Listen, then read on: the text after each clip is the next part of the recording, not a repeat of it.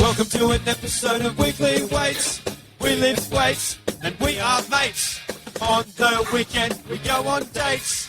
Weekly Weights, gym and footy. Weekly Weights with Alex and Will. Welcome everybody to episode 126 of Weekly Weights. I'm Alex Hayes.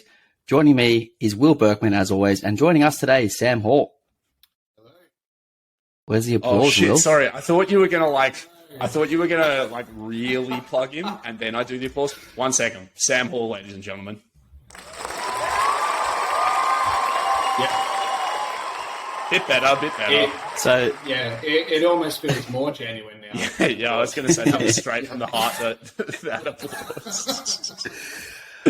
So I was about to intro you, Sam, but I'll actually let you do it because you'll probably do a much better job than I will. So could you just let the people know who you are and what you're doing? This is Alex's softballing approach when he's like, "Shit, I don't actually know who we invited on this week." Because you did organise this one, didn't you, Alex? I'm like, I did, don't yes. know this guy. Talk about yourself. Yeah, Sam, please introduce yourself. Go on. Yeah, I'll give it a shot. Obviously, my name is Sam. That's pretty much obvious at this point. But I live in Adelaide. I run a gym. I'm a strength coach. I've been coaching for the last 7 years. Actually got into coaching over in Canada. Formerly a stage 2 English and history teacher, and then decided that I didn't want to do that anymore, and have been strength coaching. Like I said, last 7 years. Run my own education program. Give seminars. I've been fortunate enough to speak at a global event too, which was terrifying. So I guess I work with people, I work with coaches, and I'm happy to be here. Thanks for having me on. No, thank you. Thanks for coming on. So that was actually a lot better than the intro that I had written down. So well done. The two things you missed out were that you're actually a powerlifter as well, with huge bench press. Lift weights for sport. And I also wrote a great bloke, so you forgot that bit too. I did. I don't know if I'm going to call myself a great bloke. I feel like it's probably better to come from other people. That's fair. Yeah, I think that's fair. So you mentioned it in your intro. You were a teacher before you got into the fitness industry. So what made you want to go into teaching? There's a couple of things, right, where it's like. Everybody, I think everybody has a couple of teachers that you really specifically remember from when you were growing up that were awesome, and a couple of teachers that you remember from when you were growing up that sucked and you hated them. And I still remember their names, right? So Mr. Easter, awesome. Mr. Pascoe, not about it. So I've actually heard that Mr. Pascoe is an avid Weekly Weights listener, so he's going to be very unhappy with that. You inspired me, Mr. Pascoe, just for the wrong reasons. And, it's like you see the sort of passivity with some teachers, and I don't blame them, right, because teaching's a tough gig, and I think if you've been doing it for a really long time, I can understand at some point you're probably just kind of ticking a box and collecting a paycheck. Like, it is a tough gig. So, I saw some passivity in certain teachers that I didn't love as a student, and I saw, real, like, passion and energy from other teachers that had been doing it equally as long or longer and just simply loved what they did. And I just remember, it's like both sides of the coin. It's like how much you can energize people and how much you can drain them. And for me, I wanted to be a teacher because I went to school on the Upper Eyre Peninsula for a lot of my schooling, like in Ceduna and an area school called Miltabara, which only had like 100 kids in it. And I wanted to go back and teach in country schools because I just wanted to be that inspiring teacher and let people know, like, if you want to get out of a country town, if you want to stay, you can stay. But if you want to get out, you can get out. And there's so many things that you can do, and there's so many things that you can offer. And I just felt like I really wanted to give back. Like, I had the opportunity to give back. I had the opportunity to make some kids' lives better by doing that. And I just wanted to do it. And, I just have always felt this sort of need to help people in some regard. And I was always drawn to teaching because of my experience with those teachers. There's something deeply satisfying when you teach people something, and I've found this both in coaching, lifting weights, in running a mentorship, and previously when I used to teach drums and guitar.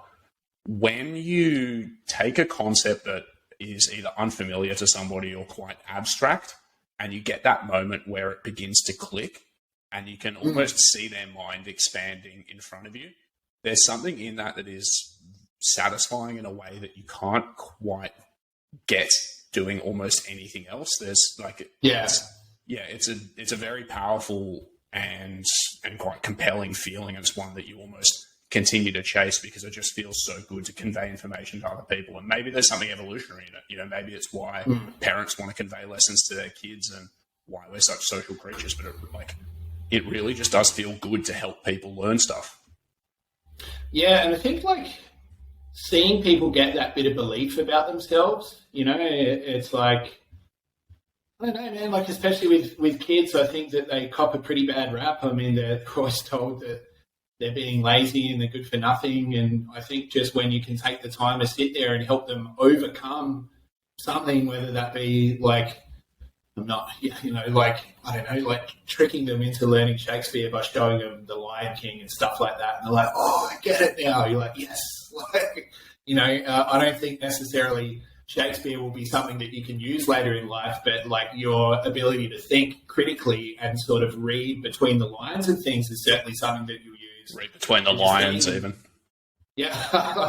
Oh, sir. And, I just think that that's so crucial. It's give them confidence and give them that belief and let them go anywhere they want with it. But yeah, it just seems kind of shitty to me to, I don't know, give up on people. I just can't handle it. I'd rather work with people until they get something.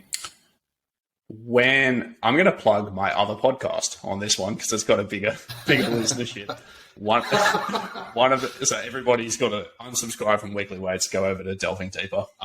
One of the reasons why I wanted to do Delving Deeper that I think probably relates to why teaching something like history or English would be interesting is that there's also something really satisfying in sort of realizing how interesting the world is around you. Like you say, you're not going to use Shakespeare.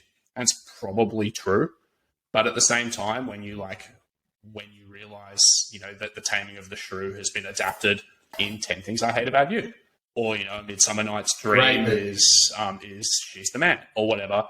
And you start realizing, how pervasive these ideas are in popular culture, how many sort of little idioms draw from Shakespeare, all these little things. When you start looking around you and you go wow, the world is more interesting by virtue of me knowing this. And the same is true for so many things in history. I think that's really wonderful too.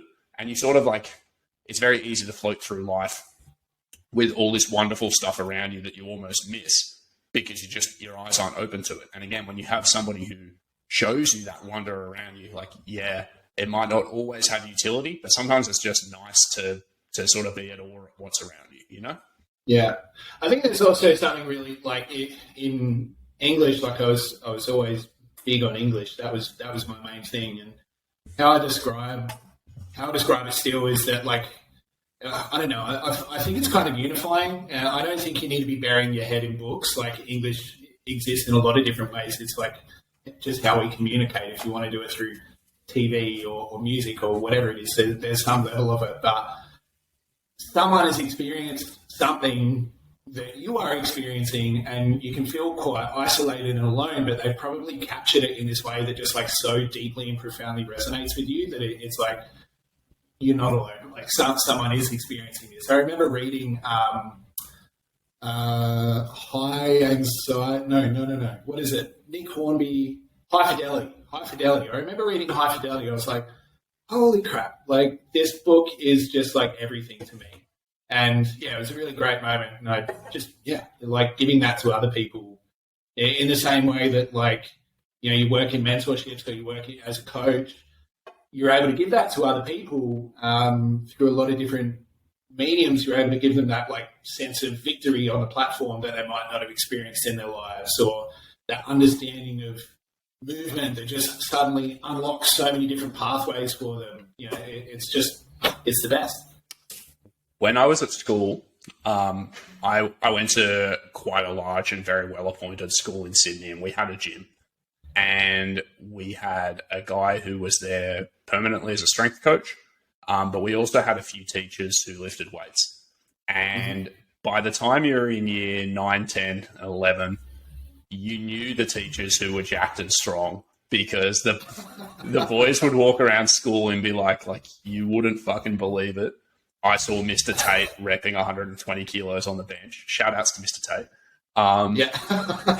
He ran the summer conditioning program. It was formerly called summer conditioning, but everyone just called it Tate's weights. And that guy, he was actually one of the funniest people I've ever known in my life, because he was a maths teacher and he played a character the entire time he was at school, which was the extremely stern disciplinarian. He would scream at kids, but it was always tongue-in-cheek. And so the other teachers were in on the bit.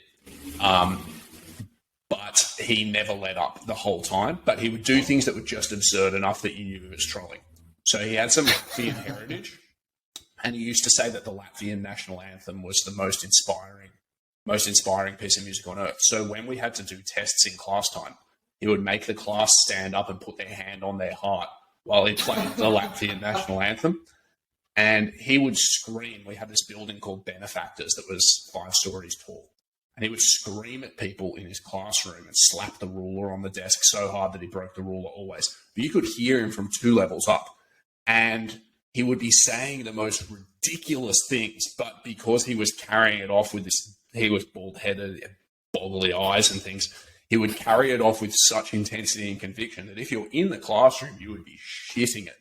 But you could see the teachers at the front of our classroom smirking, going, bloody Mr. Tate's at it again. He was incredible. And so in Tate's weights, he took on a bit of a, what's the name of that guy, the I command you to grow biceps dude? Alex, you know who I'm talking about? CT Fletcher. Yeah, he would take on like an almost CT Fletcher-esque personality. And he was just this crazy taskmaster running us all around. And at the time, I was scared shitless of him, because I was like, fuck, if I don't do this properly, I'm going to do another 25 hill sprints and like I might die. And I truly believed that in my heart. But then I would leave these sessions and 20 minutes later, I'd be thinking back going, fuck, he got me good. That was really funny. Anyway, he was incredible. But the point is, that was a big tangent. But the point is, we all knew who the teachers were who were jacked and strong. And in some ways, they also were like, they were kind of guiding lights to us who were beginning to be interested in lifting weights and fitness. And they sort of just subtly introduced us to the iron game. For you, when you were teaching, did you have any interaction with students around fitness and lifting yourself? Because I presume the odd one was like, oh, hey, you know, Mr. Hall bench presses 180 or something while you were doing it. Yeah. You know, I think there were a few kids that always asked. We didn't have a gym at the school, right? It was a really small school. It was the town I was living in at the time, about 500 people, and then they would just bust people in from all the little towns that were surrounding it. You know, like very, very small. So the nearest gym was about half an hour away.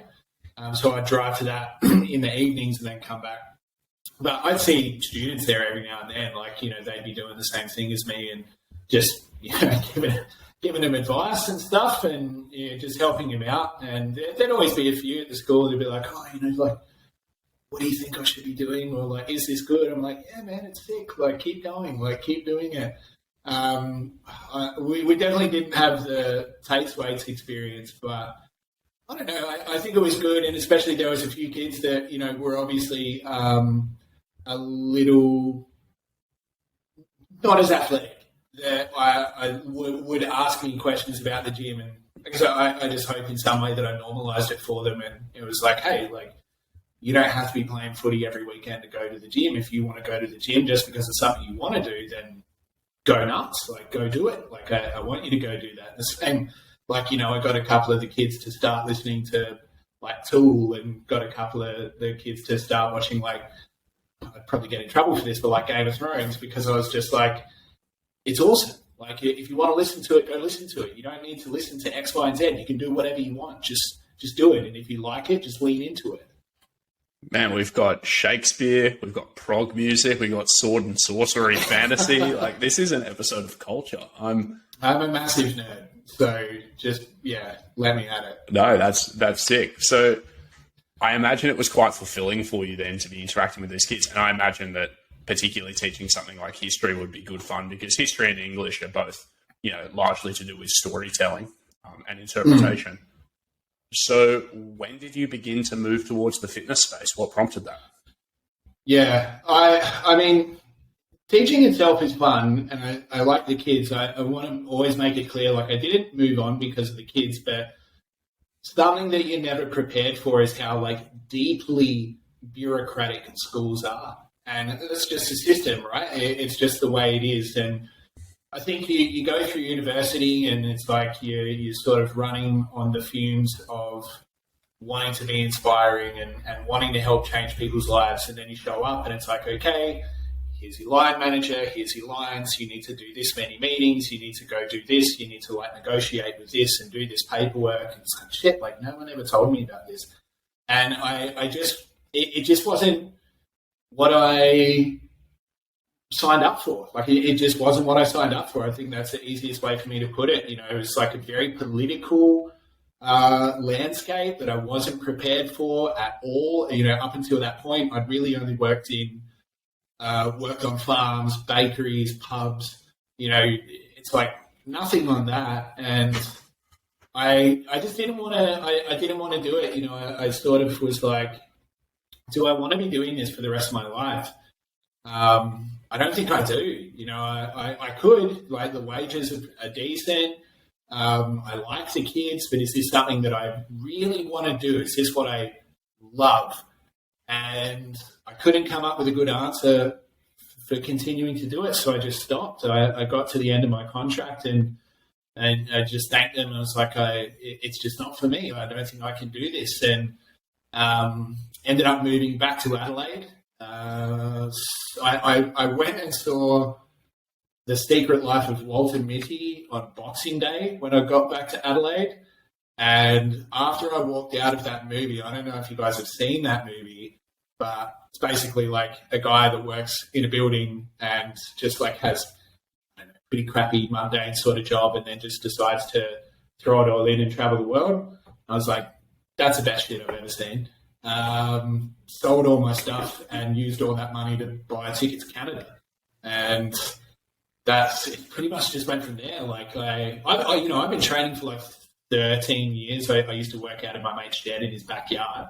And that's how we started. It was like we had Arnold Schwarzenegger's encyclopedia of bodybuilding and we would like open it up and be like, 10 exercises, let's go, and just crush ourselves on it. And there were so many days where I couldn't like move my arms to be like a thunderbird. Like I just couldn't move at all. They should have it. They should have a copy of that in your bedside table when you check into a hotel. Like like a Gideon's Bible.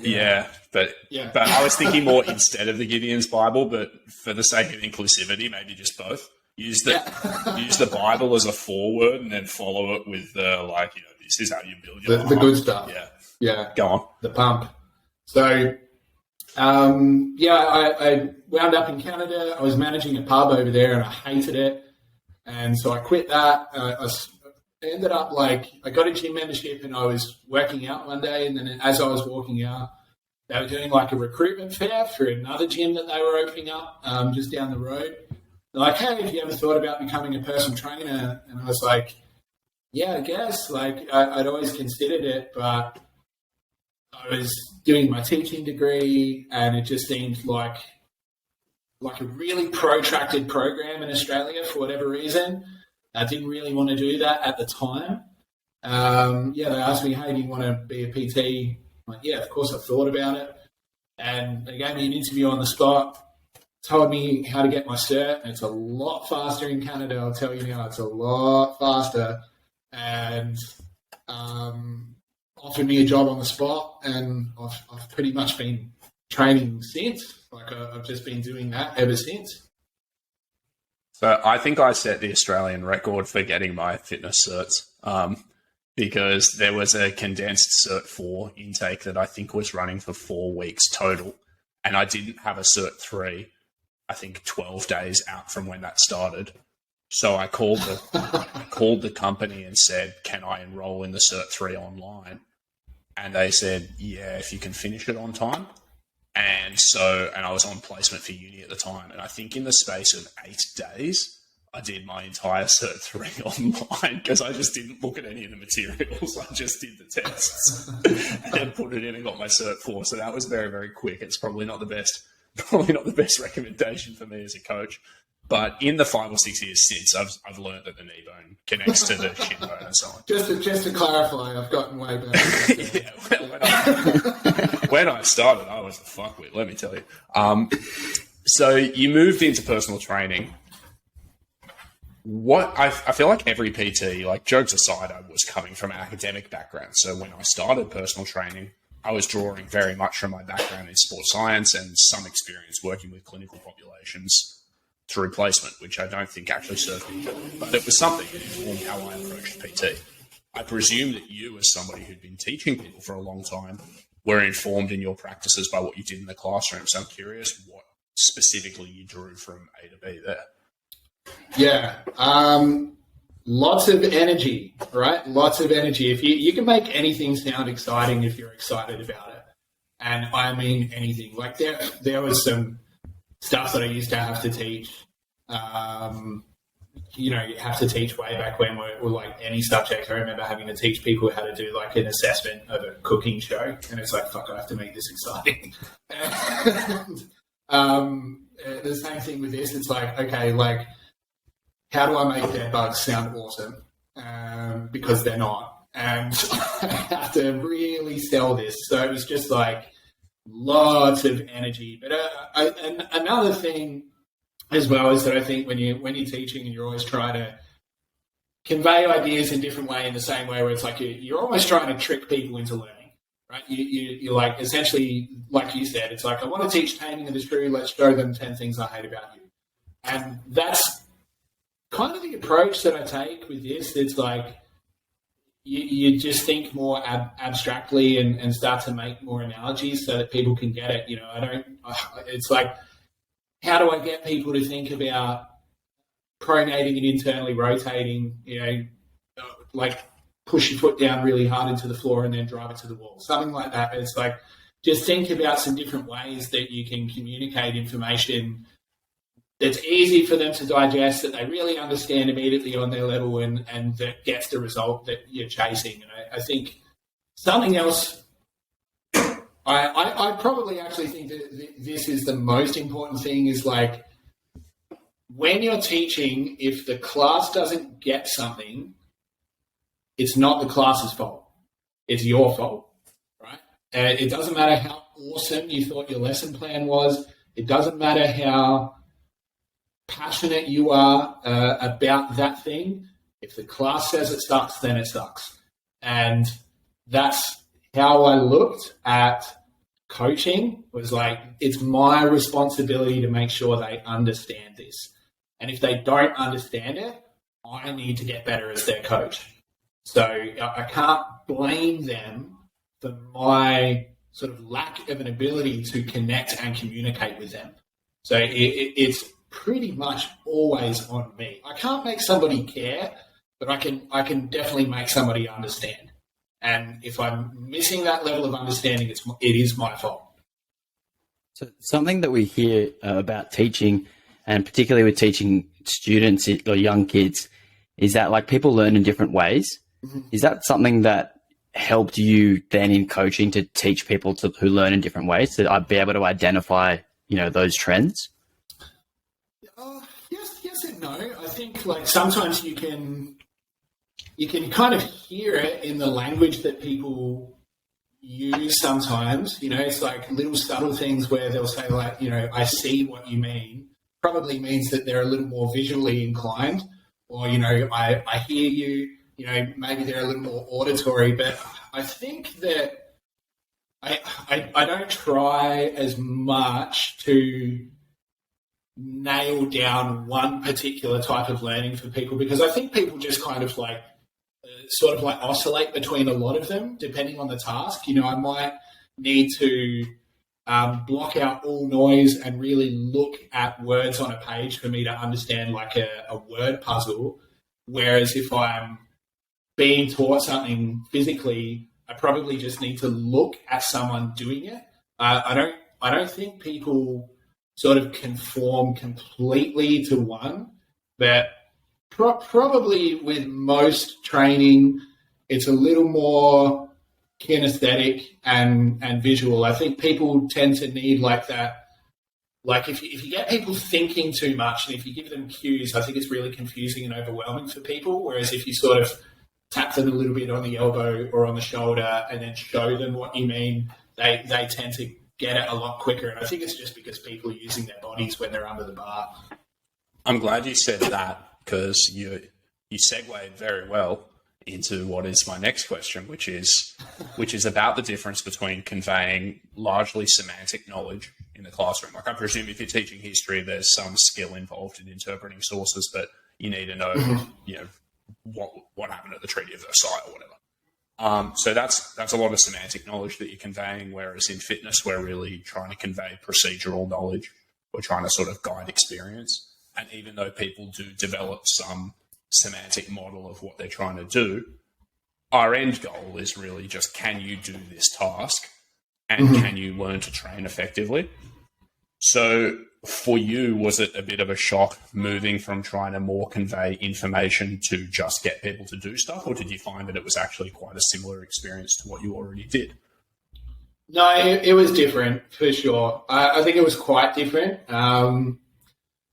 And again, when you're a teacher, you do lecture a lot, and I think that the model is moving away from that now, as it probably should. But you lecture a lot. It's almost like radio sometimes, like no dead air. Like there always has to be something that they're doing. Everything has to be structured. Every single minute has to be filled. And I think with coaching, it's kind of better to let there be a little negative space sometimes, because you just need to let people sit on it, right? You just need to let it sort of simmer and sort of grow with them. And if you try to fill that space, you interrupt that process, I think. And so that's something I had to learn not to do, was step back and just let them sit on it and just kind of shut up. They'll probably be better for it. When I began coaching, particularly because I came from my academic background, as evidenced by my ability to just answer the Cert 3 tests without doing the material, because I came from my educational background and because I fell into the trap that lots of young coaches fall into, which is that you feel like you demonstrate value by demonstrating knowledge. I think I spent far, far too much time trying to convey semantic knowledge to people who just didn't give a fuck. And the second I stepped back from that and focused more on like, how many ways can I give you, or how many chances can I give you to experience this movement, and begin to develop your own model, and in more of like a dialectic approach, let you tell me what is going through your mind, and see if I can just use my knowledge to help plug those gaps or show you new things to form your own model. The second I did that, I became so much more successful. But it was hard for me to bridge that gap between what I value and what I think about, which is all up here, and what they're here for, which is, more or less below the neck. They've got to be moving, I think it's also hard, right, when you're quite... I've always been fairly athletic. And so there's always been, I've never had anyone have to teach me how to jump or run or, anything like that. It's just come very naturally to me. And I think sometimes it comes so naturally to us that we forget that there's a lot of people that it does not come naturally to. And you need to... And I think that's why a lot of the coaches in the industry probably do tend toward that more semantic understanding of things or explanation of things, is because we do forget that a lot of the physical and kinesthetic stuff, it came naturally to us, but it doesn't mean it's coming naturally to everybody. Like, we actually need to meet people where they are, and we need to assume that they probably don't have that, and that's probably the best place to be starting. Totally. Again, you're like king of segues. Have you got our session, our podcast plan open in front of you? This is actually my podcast. Yeah, I'm starting to think that Yeah. this is classic like English or history teacher stuff where he's written his essay plan and he's going, right, we're going to talk about this, then this, then this, then this. And then I'm going to make a statement, give you an example, tie it to my broad thesis, and then go again. No, you mentioned learning difficulties, and I actually have a question written down about troubled students. Because I'm sure that when you were teaching, there were some kids who were just struggling to pick things up, who needed a little bit of extra work. And with that, I'm sure comes some obstacles to teaching. Maybe they just don't believe they're as apt, or they need to trial different strategies. Did you find parallels between those troubled students and the types of things that you would have to do, or the types of discussions you'd have to have with trainees who, unlike you, weren't as gifted kinesthetically? Yeah, I think just being more patient with them. I really think, and it's the same thing with troubled students academically, or people that aren't picking these physical things up very quickly. I really think the key there is just a bit of, and it might sound very Disney, but it is just self-belief. Like just having that person be there to say, like, it's okay that you got it wrong. Like, it's all right. Like if I'm going to be honest, you're probably going to get it way more wrong, way more times, and that's okay because you're still going to get stronger every time. I guarantee you, I'm still going to be here. I'm not going anywhere, so I'm okay with you doing that. And we're going to make sure that we get to, we get through this no matter what it is. Like a lot of people, one of my newer clients really struggles to sort of body weight squat, and it's like, how could I be frustrated with them? It's their first time doing it. All they need right now is support. I know if they keep showing up, they will get better. They will get stronger. It's the same thing with this kid. It's like, I know if I can keep them coming to the class and I can keep my behavior really consistent with them and just keep that support there, they're going to get smarter. They're going to get better. Like, I know it. I just know it. They're going to get better. Maybe they'll never be the best performing person in the world, but they don't need to be. They just need to be like, it's like, the example that I use is like that they maybe don't need to be the best ever, but everything's relative. So if I gave $10 to any of you, you'd be like, okay, cool, $10. But if I give $10 to like a little kid, like a 6-year-old or something, they'll think they're the richest person in the world. So if I can give that bit of belief to someone that they can do something, it's just as valid, and that's what I think people need.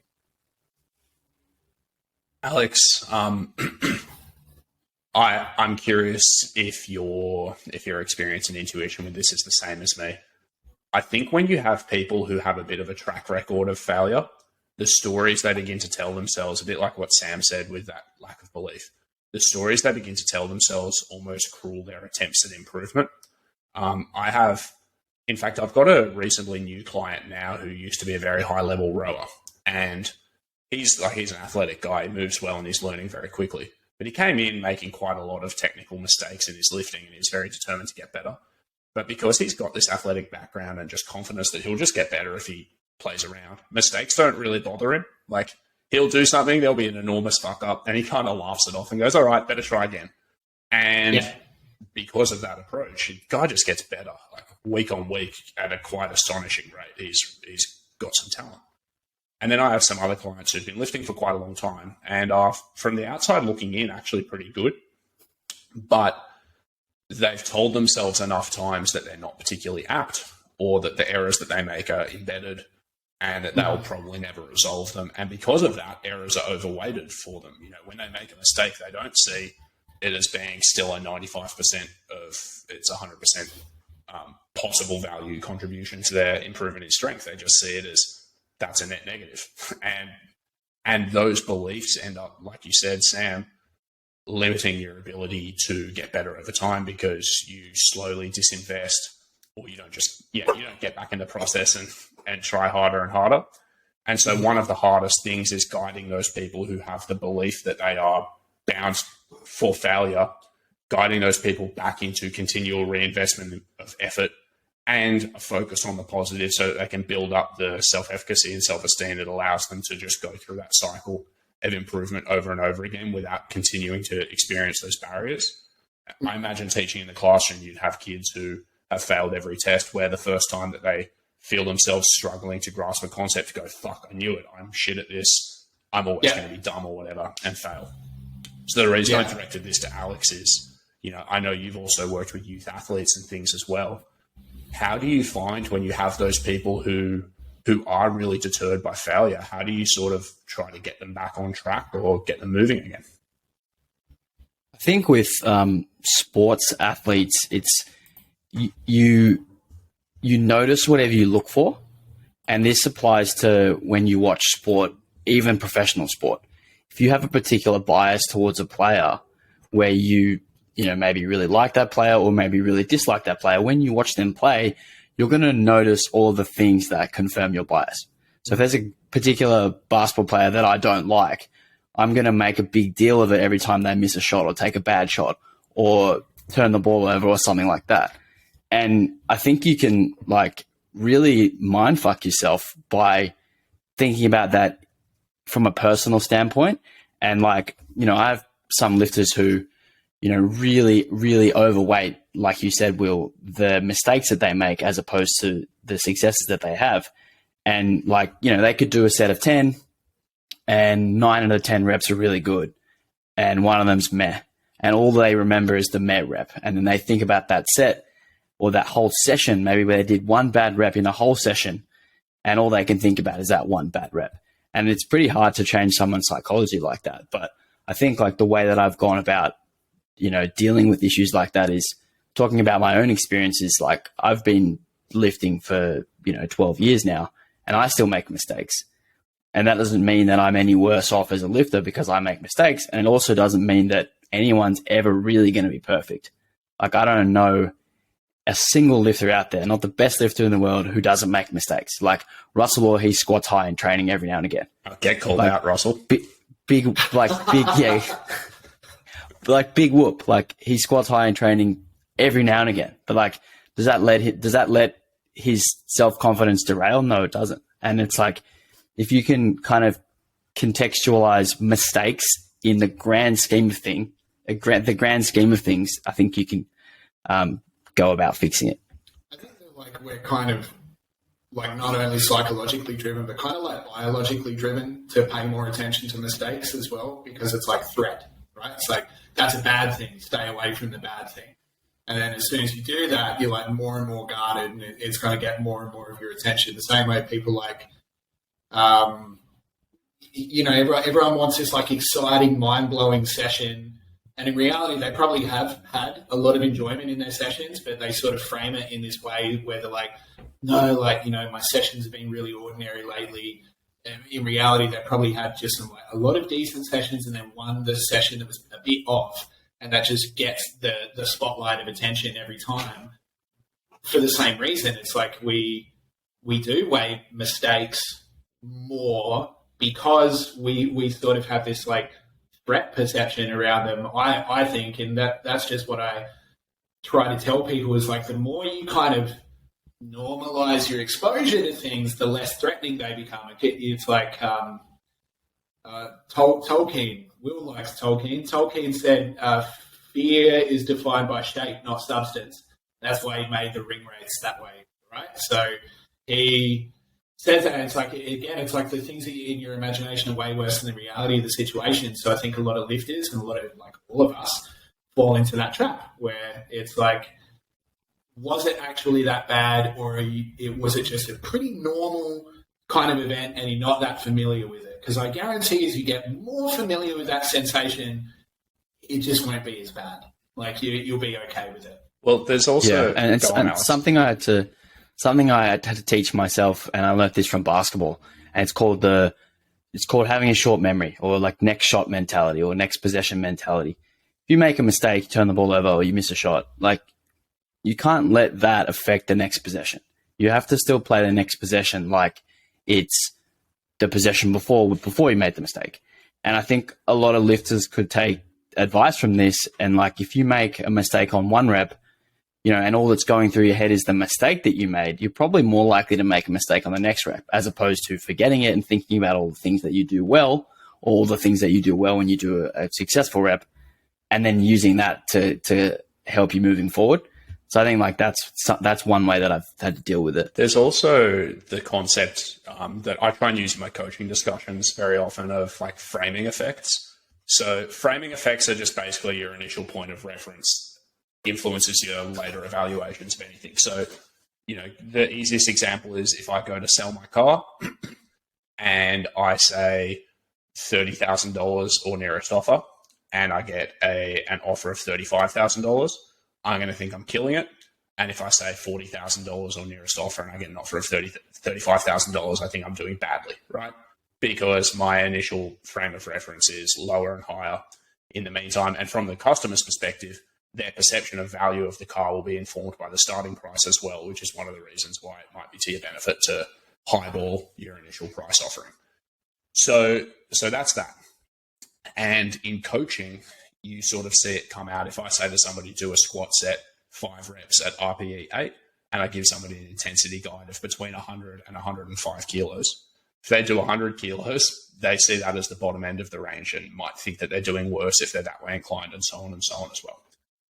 And you can extrapolate that concept to lots and lots of things, but one way I sort of take something similar in my discussions with clients is the ones who kind of operate on quite an even keel. If they do a set of squats and there's 1 or 2 reps with like quite overt technical error, I can say, hey, like rep 4 was a bit of a shakier one. Why do you reckon that was? And they'll say, oh, like whatever. I messed up 1 or 2 things. I go, oh, what solutions to that, could we try? And they say 1 or 2 things and we go, sweet, let's give that a roll and see how we go. And they'll go into their next set. Confidence is completely unshaken. They try those things. If it works, they're like, sweet, I learned something. I'm better. And if it doesn't work, they go, bugger. We'll try another strategy. But they're never worried, right? Because those are the lifters who just have the killer mindset and go.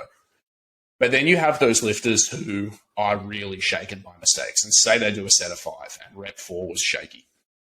In those sets, I go, man, reps 1 to 3 in particular moved really well. Why were they so good?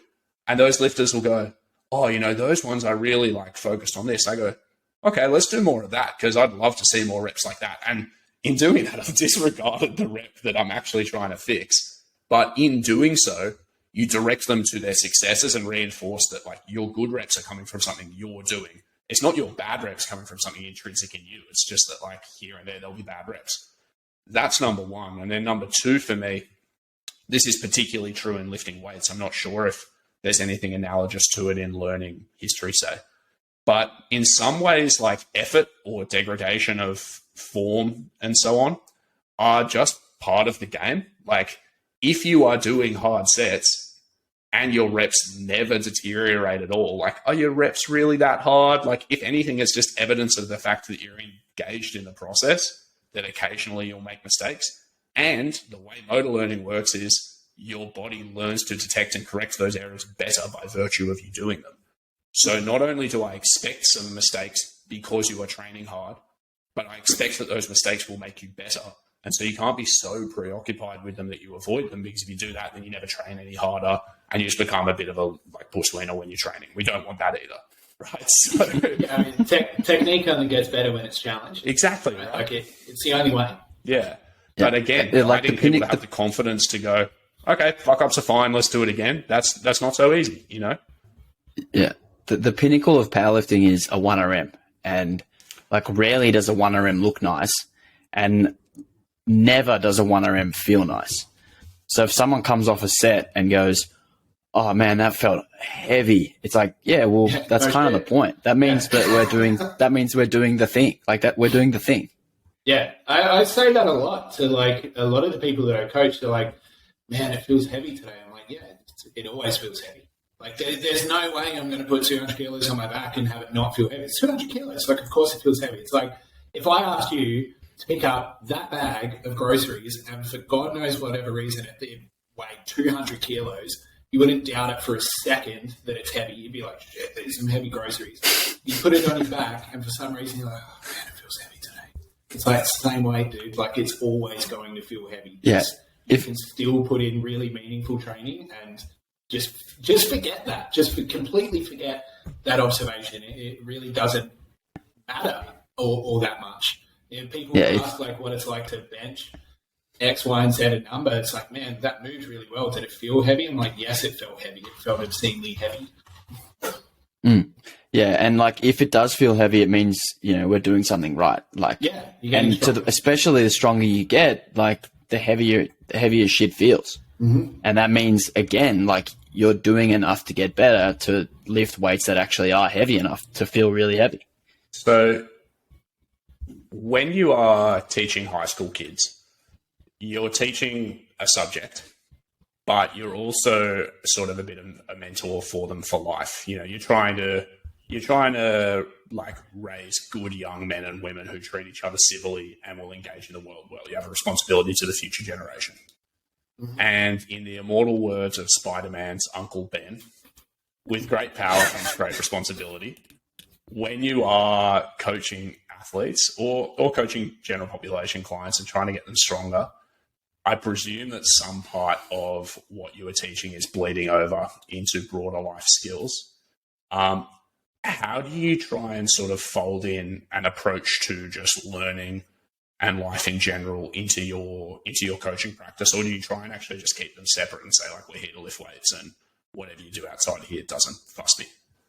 I mean, it does fuss me, right? Like, that's definitely something that I care about. In the same way, like, I'm not going to sit here and be like, I'm the paradigm of morality. Like, I'm not infallible. I make mistakes all the time, but I think it's, man, you got to stand for something, right? Like you're in a position of authority and influence, for better or worse. I never try to sort of like imprint my beliefs on people. I think that would be almost like just not really what we're here to do. But at the same time, the people that train with us, I think, are attracted to what we do, who we are as people, before they ever really look at skill and numbers. I think that people are going to be a lot more attracted to what you believe ethically, philosophically, morally. And if they align with you on that, I think that it's a more powerful thing to me. And I really do believe that, like, we have such a position of influence as coaches. It's hard. Like, I think that, like if somebody's making comments or jokes or just behaving in a certain way that I don't align with, then I'm not going to coach them, because they're also representative of my business and who I am and what we represent, right? So the same way, it's like you get a tattoo, you probably want a tattoo artist that really cares about making that tattoo look fucking awesome, because you are going to be a living representation of their business and their skill. That's what I want to see from people out in the community, is like, how are you actually treating people? Because I honestly don't care if you have a world record, if you're a dick, and if you treat people really poorly. I would much rather coach people who maybe never set a record, but treat people really well, feel valued, are trying to make a positive influence, trying to create an environment of acceptance and understanding, and just sitting there and trying to listen to people more. To me, I think that's the fundamental of it. And I've said it before, is like, on your deathbed or at your funeral, not to get too morbid, on your deathbed or at your funeral, the last fucking thing I would want people to bring up is like my bench press. Me too, let me tell you. Like, that's the last thing. I don't want people, like, the opening line being like, he was very strong and he moved weights up and down. It's like, that's what you opened with? Like, that's the first thing you thought of with me? It just doesn't sit well with me. I think I always laugh at people who, like, position what we do as lifting coaches or whatever as being like, life coach, guru type of stuff, because obviously that's not what we're doing. I'm teaching people the skill of lifting weights. Mm-hmm. But we always do speak about the elements of this process that are transferable to other things. It's why it's such an enriching process to go through. I don't think I would be sufficiently motivated or interested in lifting weights to invest the large part of my life that I do in it, were it not for the fact that it had broader meaning to me. Because 100%. I'm not sufficiently vain and I'm not sufficiently talented. Like I need something more, right? But when I talk to my clients, I so often learn things from their experiences in life or their experiences in work that can either make me a better coach or a better person and so on too. And so one of the big things, particularly over the last couple of years, I've tried to sort of think about a little bit in my service model is like, how can I give people experiences that will help make them more apt learners or more confident or whatever it happens to be, whether it is in what we do or away from there. And again, I don't take it upon myself to be like, hey, maybe you would be a more successful uni student if you took these strategies and so on. But I can kind of like give them the chances to experience those things. And I do, going right back to the start of this discussion, talking about how enriching it is to see people sort of begin to grasp things and grow in confidence. I do get a huge kick out of when my clients start telling me about something in their life that their process of training has really helped with. Mm-hmm. And so again, while I don't at all market myself as someone who's going to fix your life, because fuck knows I can't, I still do think part of what we do has that effect on people. And like you said, modeling good behaviors, setting good standards for people. And again, having a manner of teaching that does reinforce to people like, hey, this is you doing this, like you can achieve things through conscientious effort and engagement with the process. I think that is like a huge gift to give people. And it has importance, again, far beyond your ability to bench press or whatever it happens to be. Yeah, I'm absolutely not a guru. I'm a strength coach, right? I'm a strength coach. But if my clients need someone to listen to them and they're having a tough time, I'm going to listen to them when they're having a tough time. Like I care about the people, as many of us do.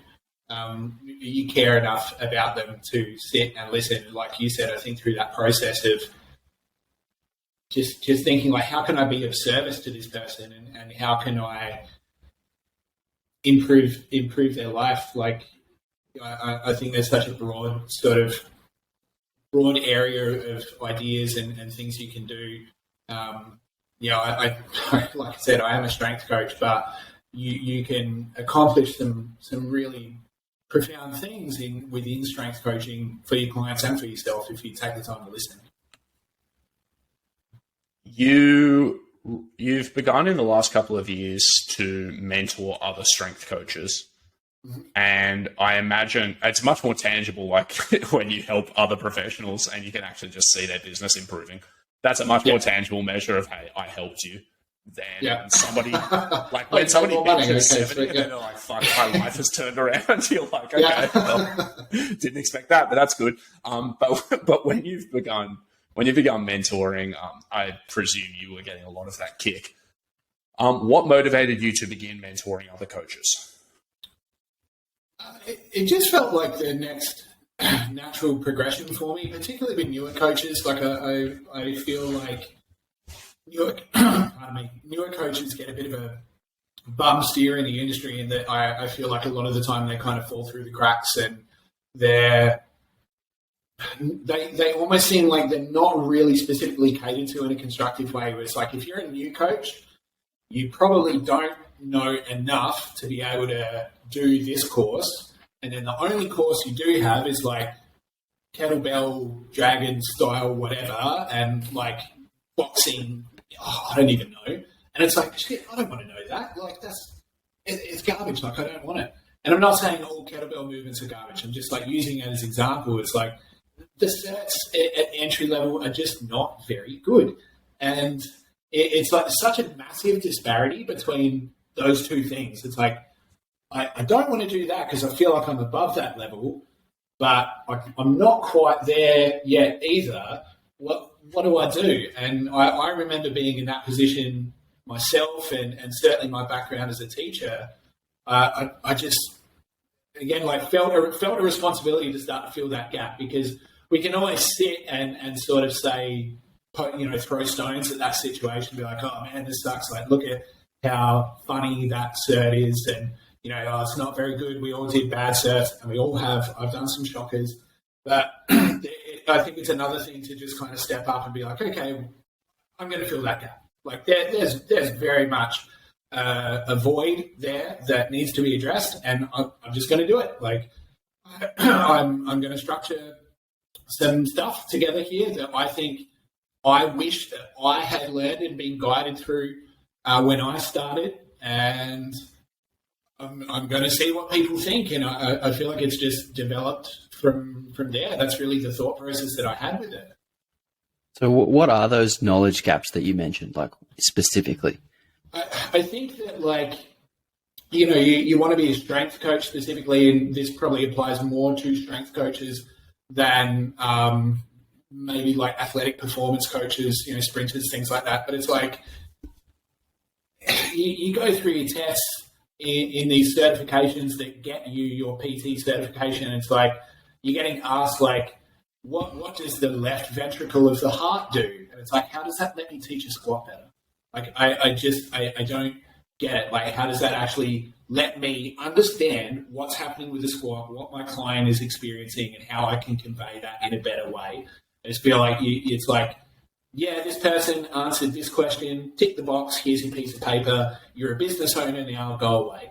And it's like, what? Like, that doesn't make any sense. So to me, it was like, let's give people what I consider the fundamentals of things like stress and load management, actually explain what those are and how it equates to people, and why you probably don't want to throw Smolov or 5x5 at, like, Susie Soccer Mum, who's just come in for her first complimentary session. Like, maybe don't do that because of this. And, like, let's stop laughing at the people that do it and actually take the time to explain it to them first.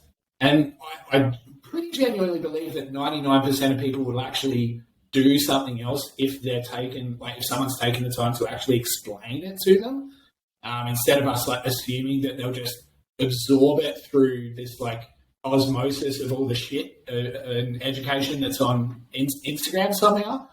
And then, like, going through biomechanics and just explaining, like, internal, external rotation, and again, taking the time to explain that a little, like, what do your feet do? What do your hands do? What do your shoulders do? What do your ribs do?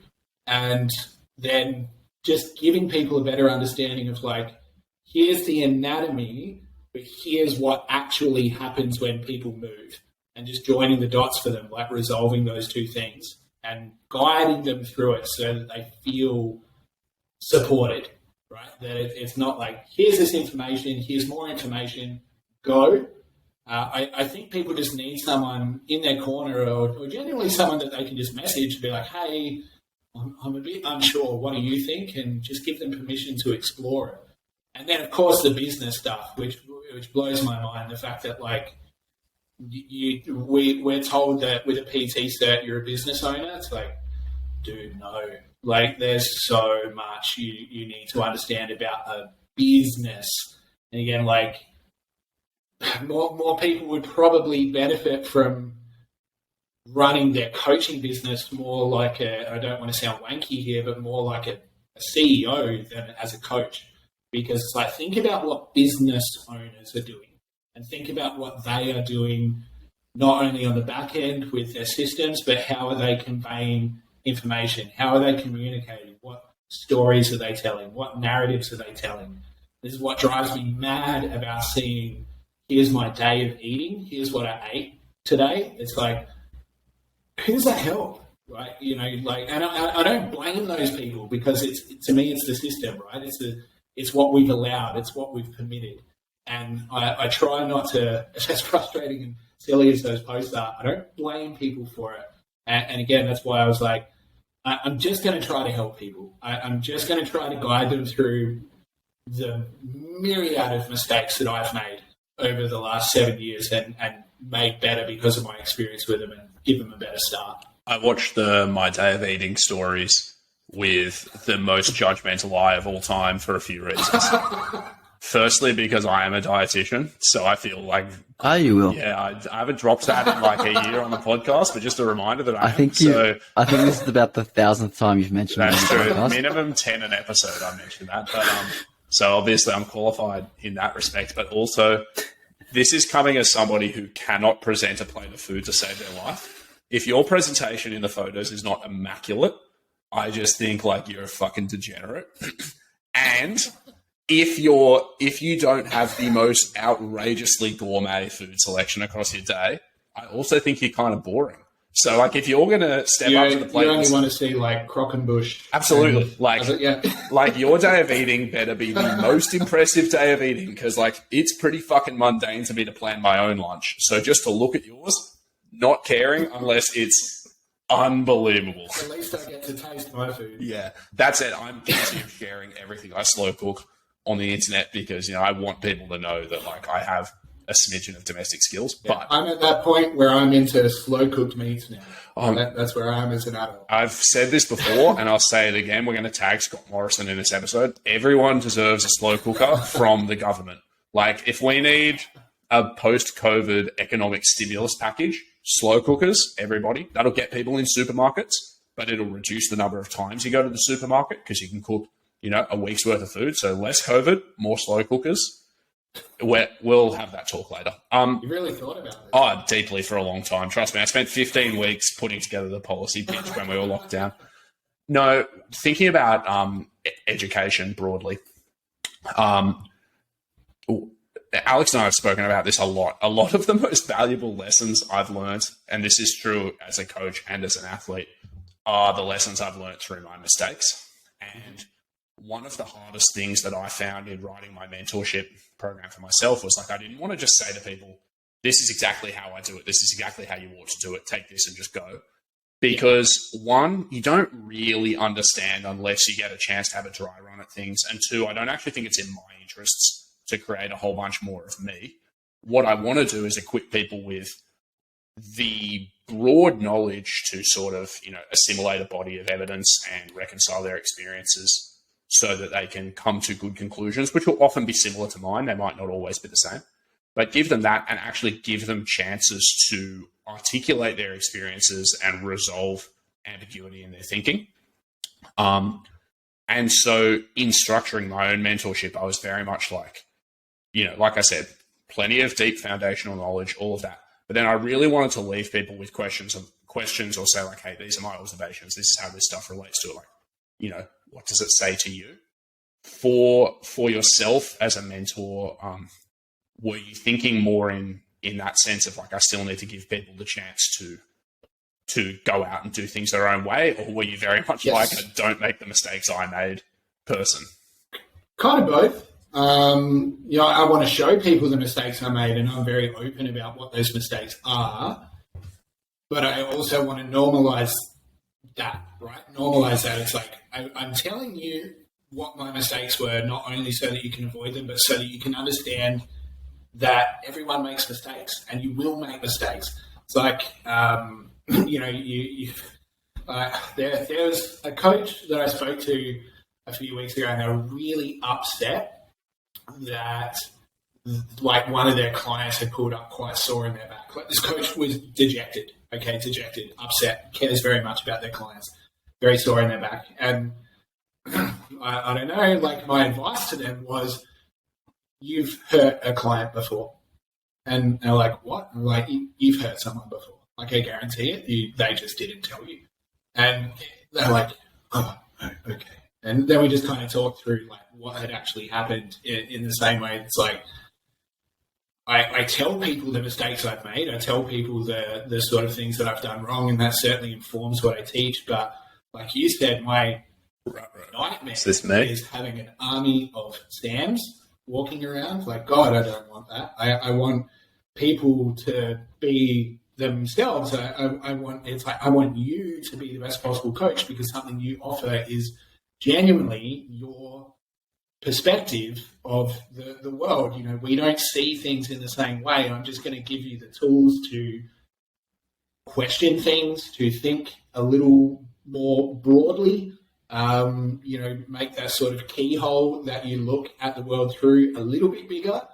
And I'll be here to talk about any issues that pop up and discuss them with you. And I think that's the biggest thing is, the it depends smoke screen kind of coming down. It's like a lot of these things do depend, but let's actually discuss why and what they are and try to come up with a more solid answer for you.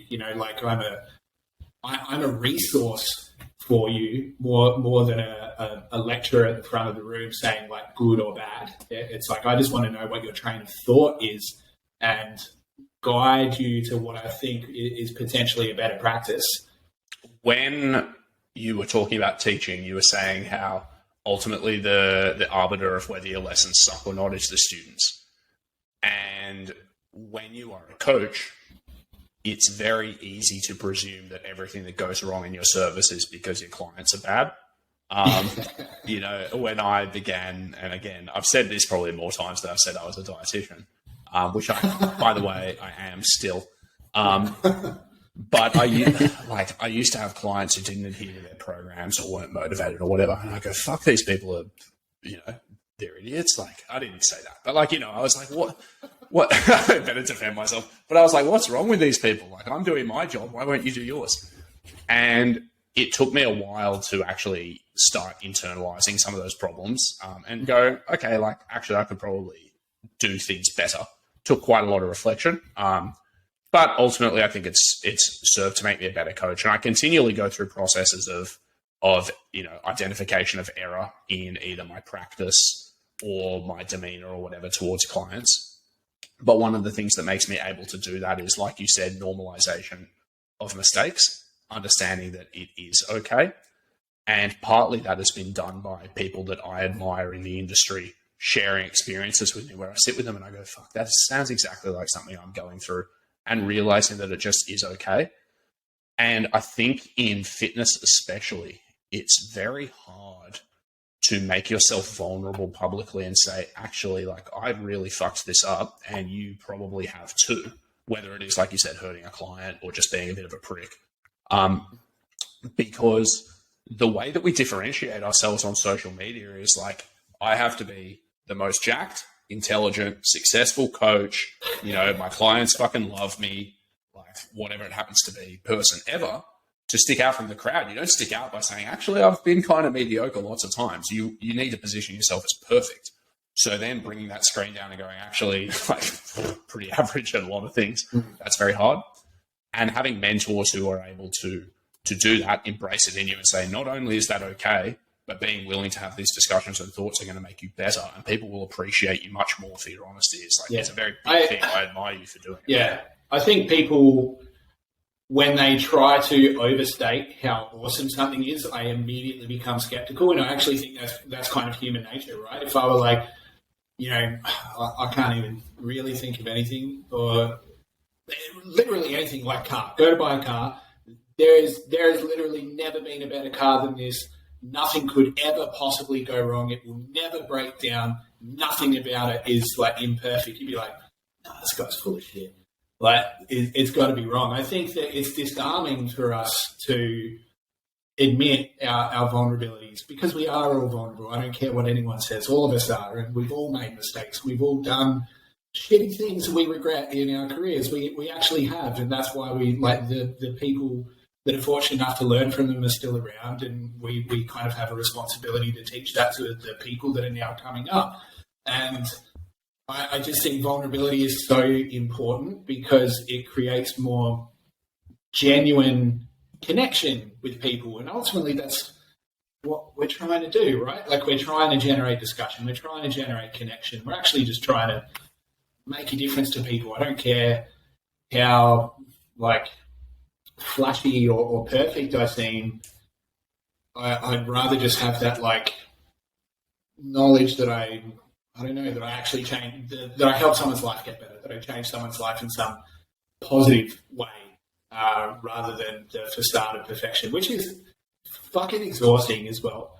The perfection thing is exhausting. I remember for so long I felt so uncomfortable, even sharing that I like beer or that I like whiskey. I'm like, no, I can't show that. Like, yeah, I can't show that. Like, people need to think that I'm perfect. I've got to eat clean all the time. It's like, no, I like beer and I like whiskey, and this is what I do, and this is who I am. Like, that's life, man. I have imagined often that it would be difficult for other people to try and, you know, like convey perfection in the way that I just effortlessly do. But I just comes so naturally. Yeah, I hadn't thought that it had gotten to such an awful degree for you. So I'm sorry to hear that. Yeah, it's my cross to bear. No, that is a shame. Alex, unless you have further questions, I'd love to rip straight into the 4 questions that tell us everything we need to know about a person. What do you reckon? Yeah, let's go straight to it. But let's quickly have some transition music. You ready? I'm clicking a random one. This could be anything. You ready? All right, let's do it. Give it a bit of volume. That's it. that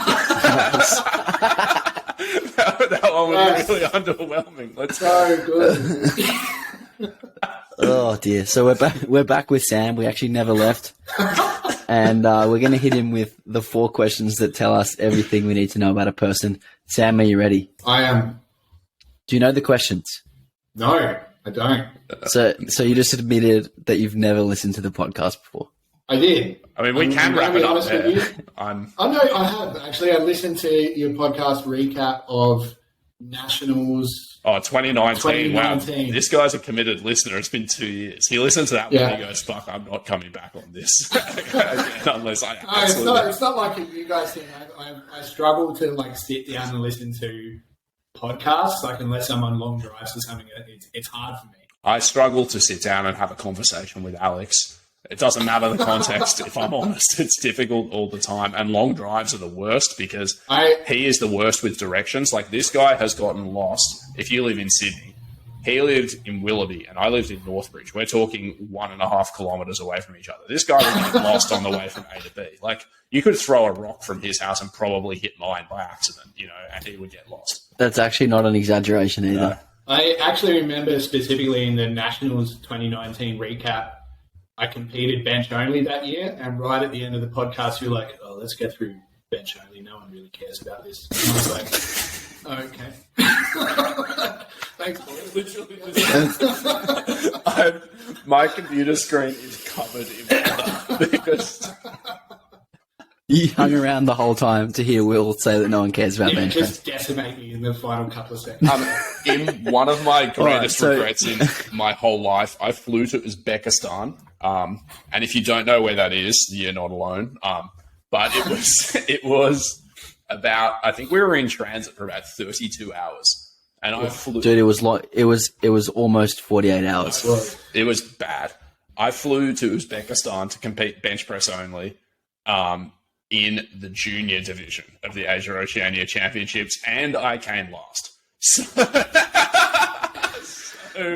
you can never feel bad about what you do. Yeah, that makes me feel better. Thank you. Go on, Alex.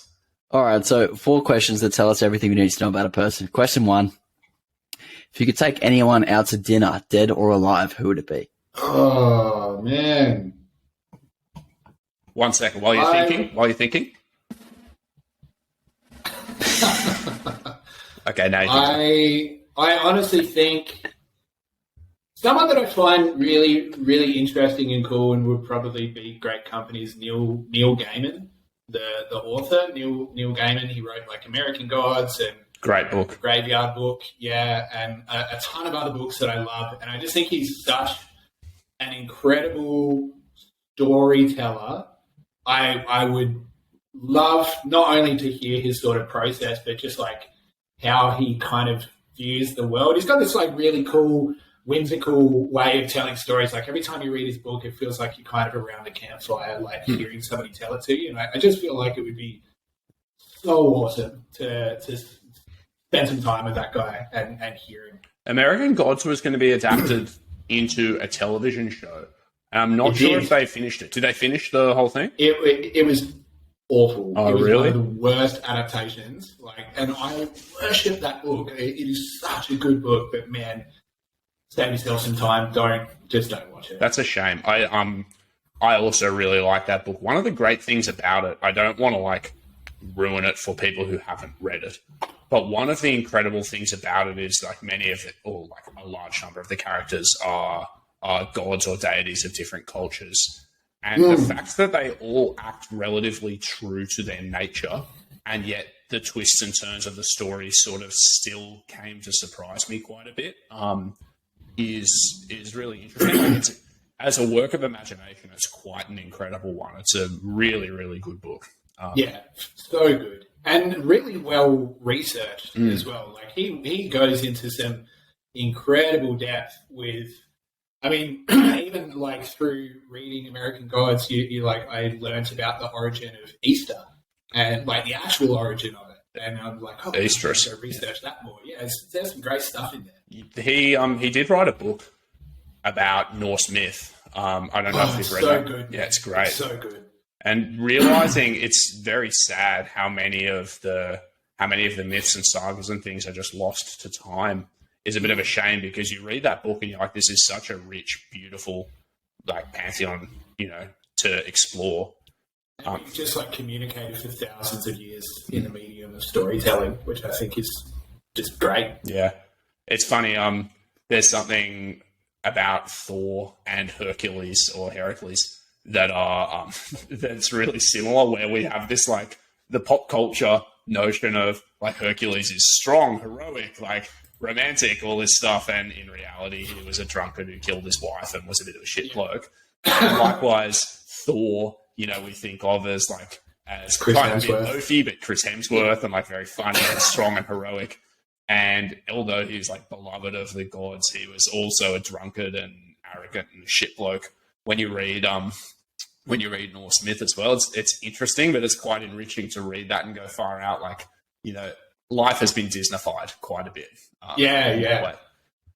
Alex, question 2. Sorry, we could go on for quite some time. Yeah. Damn, you lost me at author on that one. Sorry, man. That's all right. Question 2. Who's your favorite athlete of all time? Oh, Neil Gaiman played some basketball, didn't he? yeah. Also Neil Gaiman. Man, that's hard. Probably. What's his name? Man, you must love him. Gracie's. No, it's one of the Gracies. It's just his name is escaping me. It's not Hickson. There was a documentary, and it was Choke, and it was one of the Gracies, and I can't remember Choke his documentary. name. It's a The jiu-jitsu. documentary. Rickson Gracie documentary is what they say. Maybe it's Gracie Legacy. The Gracies are the fighters, aren't they? The family who founded the jiu-jitsu. Yeah, that's right. So it's Hanzo Gracie. Yeah. Right. So Kenzo Gracie, I think is incredible because he had this one fight. I mean, he's an amazing athlete, but again, he was never that talented. He doesn't look like a particularly athletic guy. But I remember he had one fight and somebody put him in a shoulder lock, like this incredible Japanese wrestler put him in a shoulder lock, broke his shoulder, and he's just sitting there like completely calm as a coma and didn't tap or anything. They eventually stopped the fight. So like we're probably going to have to amputate this guy's arm if we let this fight go on. So he's not going to tap. And he just said that was the worst and most blinding pain I've ever been in my life, but I was never going to give my opponent the satisfaction of screaming. And I was like, holy shit. You are awesome, man. I don't know what it takes to get on that level, but Jesus, I respect that guy. He's such a scrappy dude, but an amazing jiu-jitsu athlete, and that kind of mindset is just next level. Then there's guys who think they're going to war when they do a powerlifting comp. That's right. I aspire to lots of things, but that level of toughness, that is not something that I particularly want. It is genuinely beyond me, right? I can't comprehend what it's like to just be in so much pain and just be like, no, man, I'm fine. Keep this fight going. I'm ready. Jesus, that's astounding to me. Sam, which movie or television character do you most resemble Resemble physically or otherwise? in any respect you want. Easily Chris Hemsworth. I mean, just all this, definitely. Man, I don't even know. Like, you guys tell me. Aren't they making I think Chris Thor's Hemsworth, a good by the one. way? Aren't they? They're making like a statue of him in Tamworth or something ridiculous like that. No, there was a news story. I'm going to pull it up and tell you because he was Chris Hemsworth's statue. Something ridiculous. Small Australian town plans massive Chris Hemsworth statue. Thor actor has agreed to visit a small town in Australia after a hilarious campaign asked them to become their local ambassador. It's Cowra. You know the Cowra races in New South Wales? Posted a video with the slogan, "Get Chris to Cowra." And he saw the campaign and said it warmed his heart and made him smile and said he'll be visiting as soon as possible. They're going to build a huge statue of him to celebrate his new role as the Cowra ambassador. This is an absurd story. I'm sure he's going to spend a lot of time in Cowra.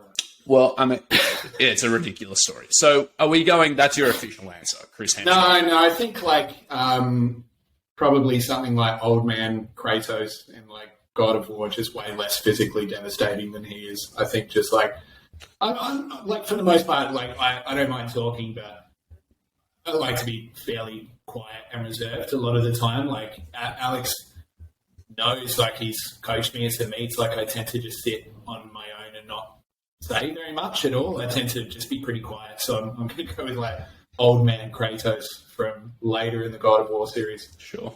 All right, final question. If your life was being made into a movie montage and you got to choose the music that it was set to, what music would you choose? I would want something really funny.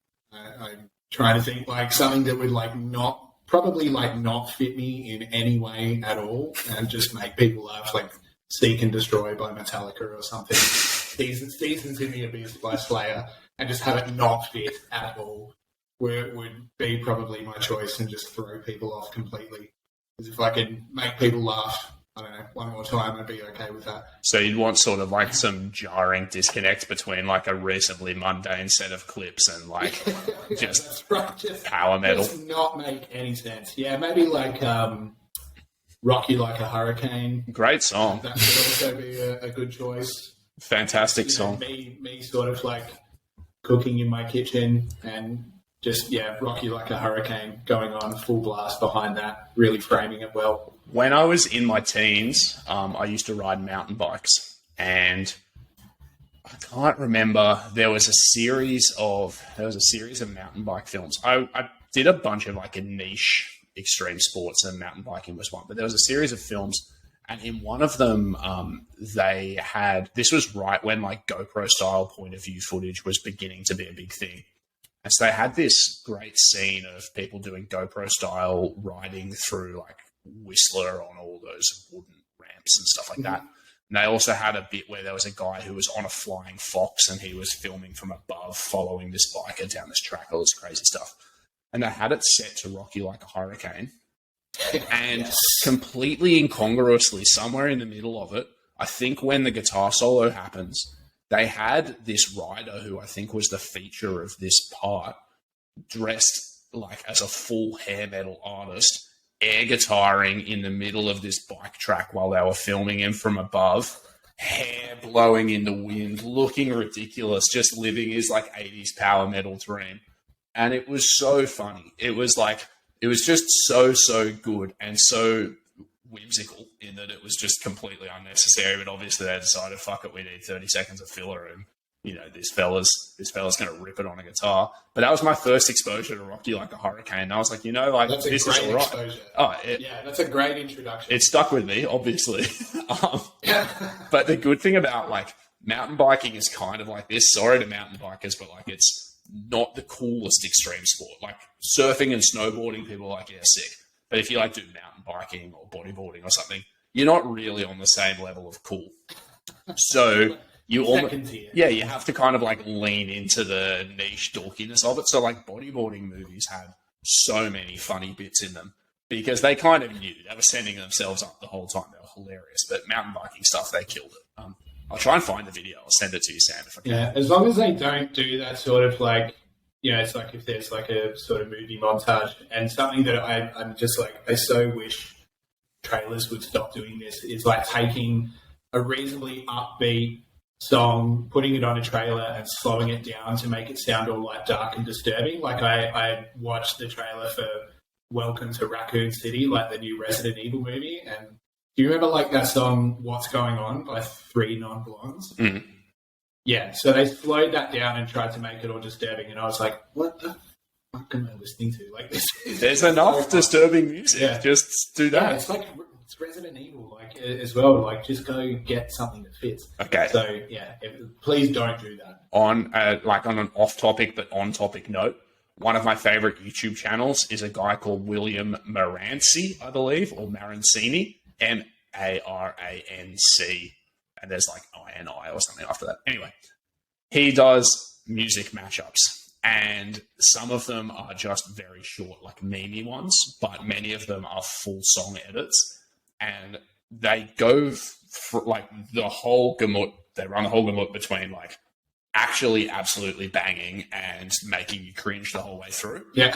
And he has one where he has Time by Hans Zimmer, which is obviously iconic diss track. Awesome song. Yep. Cut with party rock anthem. And you would think that it's bad. He also has party rock anthem with Numb by Linkin Park. Both instances, you would think it's bad, but let me tell you, I was so ready to go and muzz after listening to that. I was like, oh my god, like get me a dumbbell and some very short shorts. I'm getting a pump and dancing in my living room. Like, I'll have to link that one to you as well. It pops off. If you want to have a song slowed down and made more epic, but in a way that's going to just like get you ready to go, that's the one. It's fucking sick. Yeah. Sam, thank you so much for joining us. This has been a pleasure. Your last job before we let you go. Tell everybody who you are, where they can find you on the internet, and anything special coming up for you. Yeah, of course. So you can find us on Instagram, where we're probably the most active is on Instagram, Ethos or at Ethos Strength, ETHOS Strength. Website, very similar, ethosstrength.com.au. We have our December intake for the mentorship, so still got a few spots available for that. That runs for 12 weeks. That kicks off on December 1. We still have a few early bird spots, which run out on Monday. So for the rest of the week, we've got some early bird stuff. And then I'm probably going to be hitting the road and doing some seminars in kind of January and February with a bunch of people in a bunch of different places now that we're sort of returning to the before times and borders are opening again. So hopefully be hitting some major cities and speaking about a lot of the things we spoke about today, as well as biomechanics, programming, the other things that sort of help coaches get better. Cool. Well, thank you so much for joining us. I'm Will at w.bergmanpt at Delphing Deeper Podcast. I'm going to just quickly throw that one in there as well for people who want not fitness. Alex? I'm Alex at AlexHayes_process, and we'll chat to you guys in a fortnight. Cheers. Awesome. Cheers.